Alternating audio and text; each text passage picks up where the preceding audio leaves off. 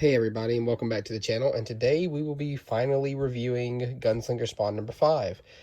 Today I'm going to try a different type of review. Like, I'm still going to talk about the book and kind of like read y'all what happened into it, but I kind of want to do like a prediction at the end to like predict or give you my theory on where the series is going after this issue, like what's going to happen, what I think is going to happen.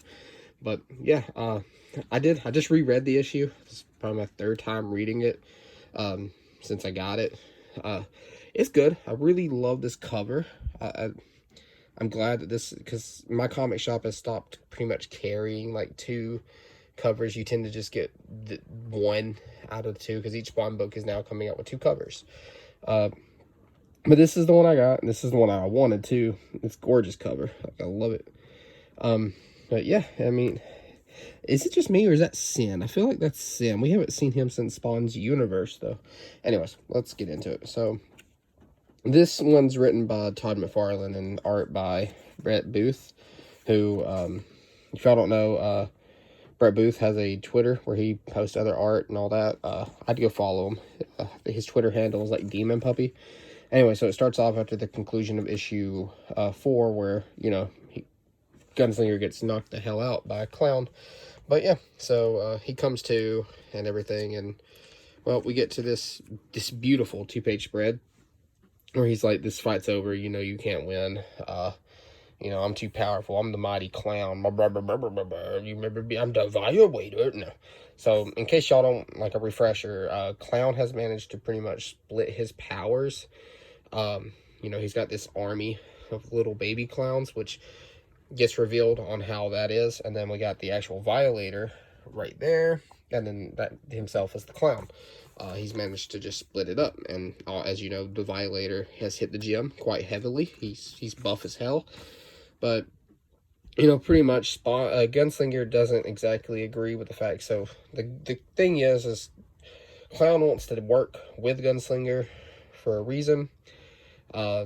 But Gunslinger doesn't want to work with him, so he attacks. But Gunslinger actually knows he can't win this fight. If y'all don't remember, Gunslinger is the weakest of all the Hellspawn, and he's like everybody's favorite. But yeah, you know, they continue to fight, and Clown is like, I'm not the same clown that I used to be. And he, you know, hits the ground with some Hulk smash. Hashtag Hulk. But, Violator comes over and is just all like, I'm here to protect you, my king. And then he's just like, I'm not the same clown. And he throws a tree. He's like, could the old clown do this? I'm pretty positive the old clown could throw a tree. I mean, he is a demon. Well, Gunslinger, you know, he says something. He's like, let's finish this. And then Clown starts laughing. Is like, you know what? I like you.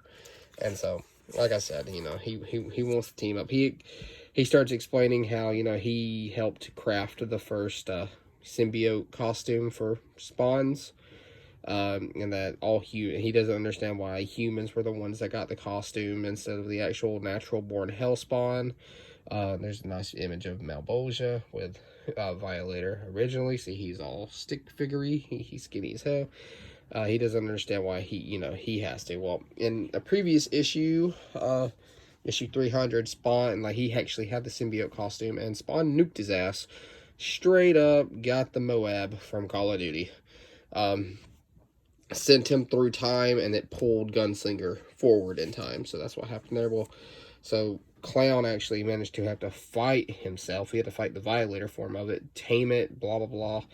Met up with Kincaid, and Kincaid was like, he knows how to get out of here, but he needs to be set free. And this is where you find out how he got the little clowns. So he will only set Kincaid free if he offered him every soul from every child he's ever killed, and that's where his army of what Gunslinger says dead kitties. So yeah, that's pretty much what happens here, is all these little clowns are dead children that Kincaid actually died. So they stop fighting, and they're like, you know, they're explaining everything. So we continue on where he's talking about what that needs to be done. Can he send him back home if he helps? So Gunslinger wants to go back in time. He specifically wants to go back 2 years before, because He got pulled from 1864. He wants to go back to 1862 to stop something that happened to some loved ones. And he's like, I think I can do that. But Gunslinger's like, I don't play that crap. I need you to actually do it, or I'm not helping you.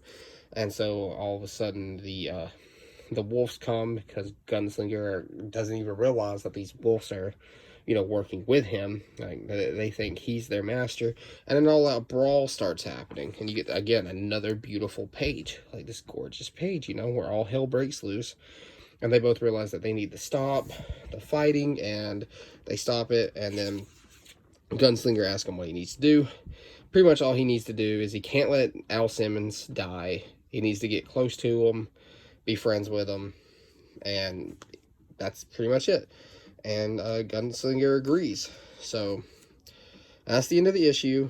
And then there's his power meter. Like I said, he is weak as hell. And then, like always, we get the breakdown, and then we get, you know, all the Spawn titles, which are phenomenal, and I recommend you pick them all up. Like, they're all really good. Well, all right, so my overall opinion of this issue is great.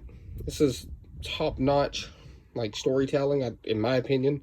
I've enjoyed everything that Spawn's been offering. Again, I am a little biased because he's my favorite character, but I'm going to try not to stop letting that, like, get in the way of my reviews. But I think this was an actual really good issue.